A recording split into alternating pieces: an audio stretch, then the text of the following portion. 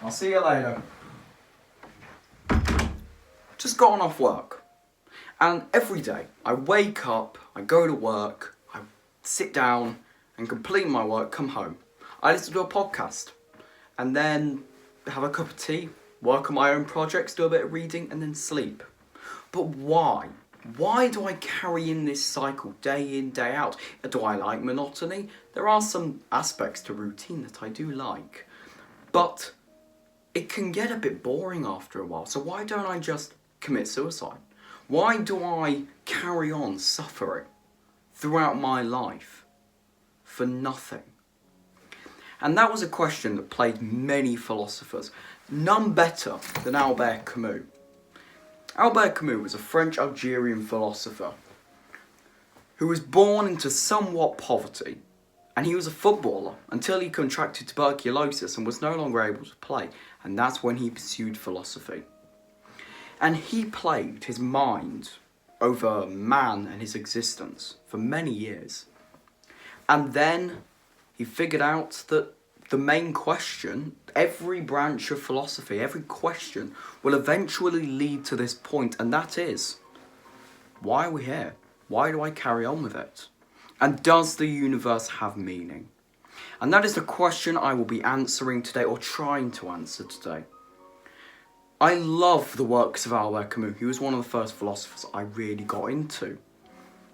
And so, this video, I hope to teach you, and possibly teach those who are a bit more experienced a few new things about why life has meaning and you should embrace it.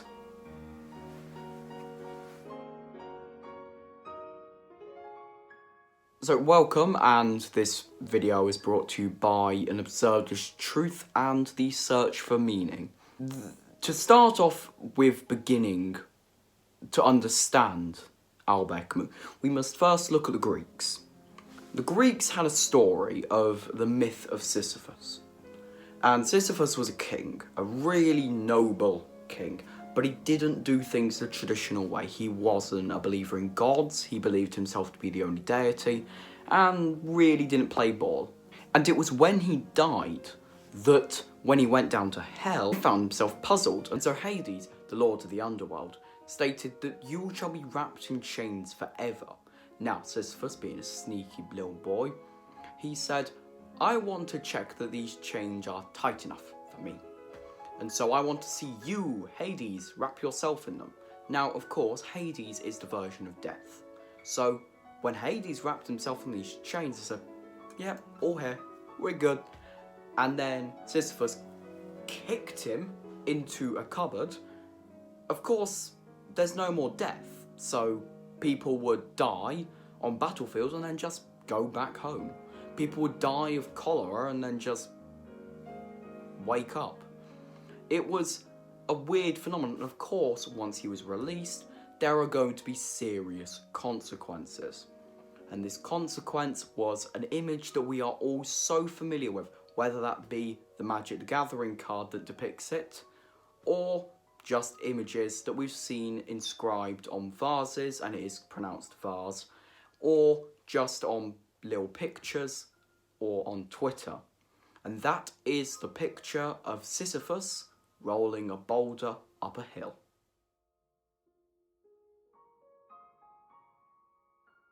And that is where Albert Camus comes into this.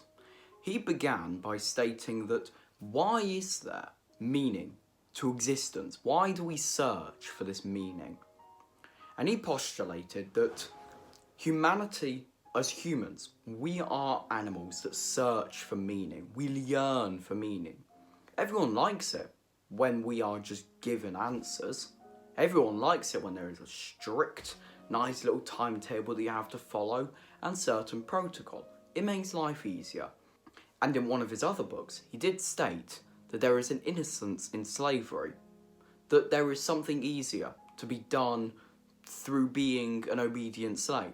Found that a good person can have lots of hardship. They can lose their family, lose their house. But meanwhile, a robber who's done things bad gets off scot-free. And this was a big turning point for him, because the Bible states that good things will happen to good people and bad things will happen to bad people. But now, in the world, the opposite is true. There is chaos. Chaos not in people, but chaos in the belief of meaning and understanding. Nothing happens as it should or how it is written. There is no prophecy. And so, he stated that there is no meaning to the universe. Things just happen randomly. And so, with no meaning to the universe and animals looking for meaning, you're always going to be stuck. And this brings him into the myth of Sisyphus. This book was an amazing part of his career. It's the book that made him a pinnacle in modern culture. The first page starts off with the quote, "There is but one truly philosophical question, and that is suicide." Now, what he means by that is that why do we commit suicide? Why is there a longing to commit suicide when there's no meaning? Why, if you have just been told that you have no meaning, why don't you just give up? Why don't you end it all? And when we think of suicide, you think of a noose or a toaster in a bathtub. But Albert Camus postulated that there are many other ways to commit suicide. There are two that he put into the book. The first of them being physical suicide, and that is killing yourself. But what does that achieve? And I think the Philosophers This, which is a podcast I listen to, says it very well. If there is a leaky tap in your house, you don't just go and buy another house. And that's what this suicide is. You're not really solving the problem. There is still no meaning to the universe. You're just moving yourself. The tap is still going to be there. So is the absence of meaning. You just moved yourself. And that is the core principle of why you should not kill yourself, in the words of Albert Camus. The second reason is philosophical suicide, and that is looking for meaning where there is none. You are that entrapped with this mental state of looking for meaning that then when you actually try and look for it, there's none there. And so you try to make up your own meaning, but not in the correct way. You try and follow others' meanings.